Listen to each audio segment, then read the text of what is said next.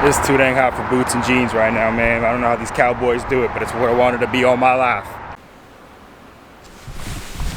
Las botas. Now, but on Monday and Wednesdays, I go to Rad Tech School. Today is gonna be that vlog where I kind of talk about myself a little bit more, give you my story. Hold on, let me.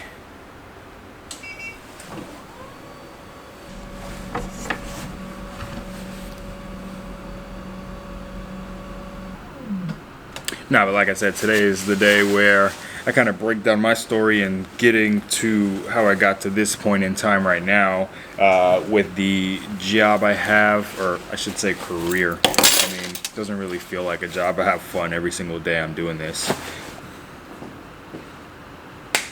So I mean, you guys saw me in my scrubs. I changed out of them. I'll get to that part of the story here a little bit later. Today, my day is going to consist of a couple property lists that I got to send out to clients. It's crazy because just last week, I had like nobody on my book of business. And then I just been putting the work in, you know, like just putting in the hours, the sweat equity in order to build this up. And now I have 4 potential clients that are looking to move here pretty quick. So if you've been watching since the first video, I mean, I've been in real estate for 5 years now. This July will be my 5th year.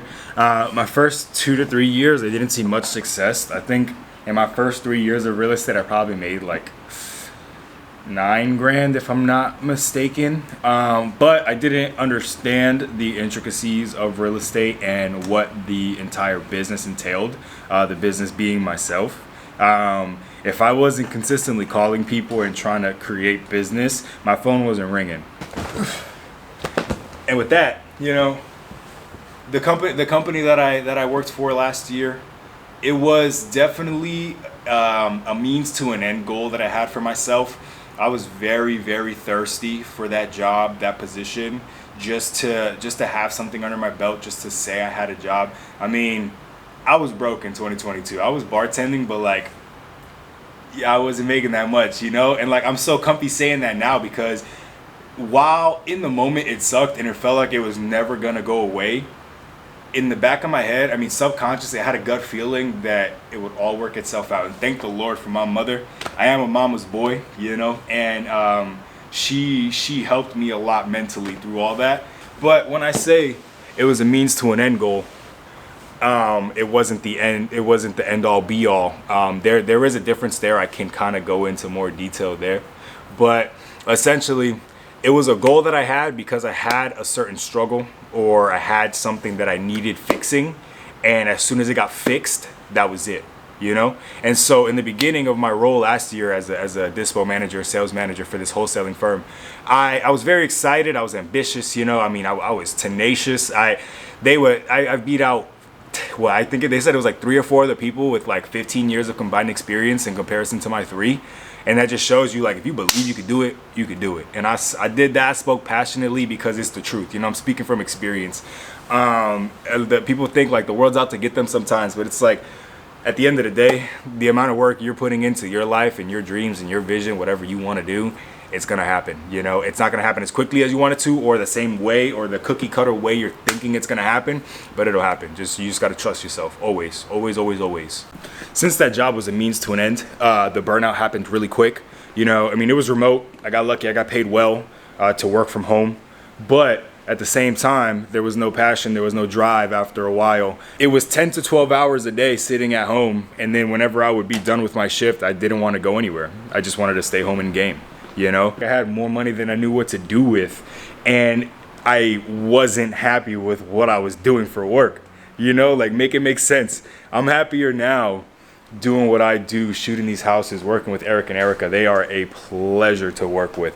Your manager, your boss, your leader, your mentor, whoever you want to call it, somebody you look up to in the workspace, however your relationship is with them, how they treat you, the motivation they give you, that goes such a long way, you know, for your mental health, for everything. Like, I want to go to war for Eric and Erica because of the amount of resources they're pouring into me to be great, you know? Like my greatness, everything I got going on and whatever's coming, my greatness isn't because of myself. It's because of the people around me too. And being able to realize that, be conscious of that, and give credit where it's due, you know, it does a lot for your soul too. So part of me really wants to engage with y'all and entertain y'all in a way that these vlogs will keep your attention. But at the same time, you gotta understand that this industry is not gonna be sexy all the time. I mean, the highlights are what we put on social media, but a majority of the time it's getting on them 2 lemon pepper steppers and getting to work, you know? It's hard, it can be difficult, but the more prepared you are, the better you'll do. Just in anything, in any facet of life, you know? I mean, take what I just said and apply that to anything in your life and watch how much better you do. Being that 2022 was my year of lessons in humility, 2023 I knew was just gonna be a complete flip. I didn't know how big of a flip it was gonna be. You know, in 2021, I did the 3-6-9 method like crazy. Even in 2020, COVID summer, I was big on, all right, if I believe it, it's gonna happen. And I was expecting results so quick. You know, I was like, man, this 3-6-9 thing, is it working? Is it working? I was always manifesting 10K a month. Never knew when or how I was going to do it. I just knew I was capable of making it happen. And May of 2023 was the first month I'd ever made 5 figures. It was just over 10K, and it was a surreal feeling. It was a surreal feeling. You know, I felt weightless in the sense that what I was manifesting in 2020 and 2021 came to fruition 2 to 3 years later. I had to grab this for y'all too, just to show, you know? I mean, so 3-6-9 book, right? Manifestation. Believe in yourself and what can happen, Danny, and it'll all come true. It's not the writing. It's not the writing that does it. It's believing in what you're writing. That's what's gonna make whatever you're working towards, whatever you're envisioning for your life, come to you. You know, I mean, you can't force things onto yourself. You can't chase things too much, because the more you chase, the farther it runs, or even the faster it runs. I guess that's a better way to put it. It's a gorgeous day. Another beautiful day to fly. If you follow me on Instagram, you saw the little video I made with my girlfriend and our 2 of our fur babies. We have 4. With a real baby coming too in October. It's crazy to think about now. It's kind of loud with the wind. I don't know if y'all can hear me. I'm very fortunate living in Houston. I'm glad and very grateful that I get to call this city my home. I mean, I kind of gave you little snippets of the city skyline there. And usually when I'm not shooting houses, this is what I'm doing with the drone. I'm practicing. How good I want to get with the drone, how good I want to make my content is only going to happen. Or I should say, how good I want to make my content will be dependent on how much I practice. You know, the more I do it, the better I'll get, the better I'll be.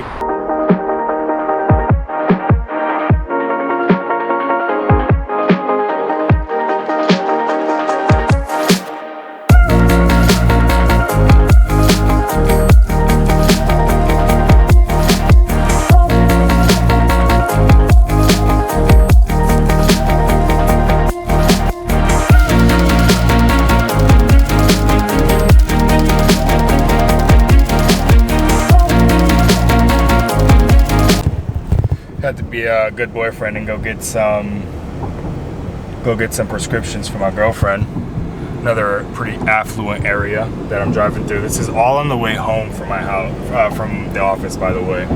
So right now we're in the West University pocket of Houston, or neighborhood of Houston, I should say.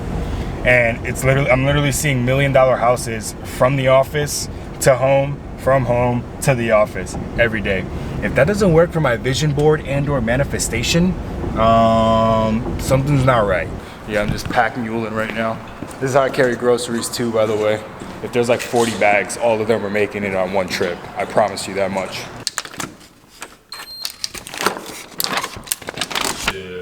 The best. It's the best. Girl, big old head, love being on cam. And then we got Papi Churro, new orange cat. I don't have favorites, but I do have favorites. My little man, Monday man. Not as vocal as Mr. Man's, but Mr. Man's love the camera. He's like, what's that, Pops? Where's that, Pops? What's up, buddy? Big stretches, big stretches, big stretches. What's that, guys? Little fam. And she just pummels the cats like they don't even exist. You don't realize how much bigger she is than them. She's got some allergies going. Her skin is really dry, but I mean, she's okay otherwise.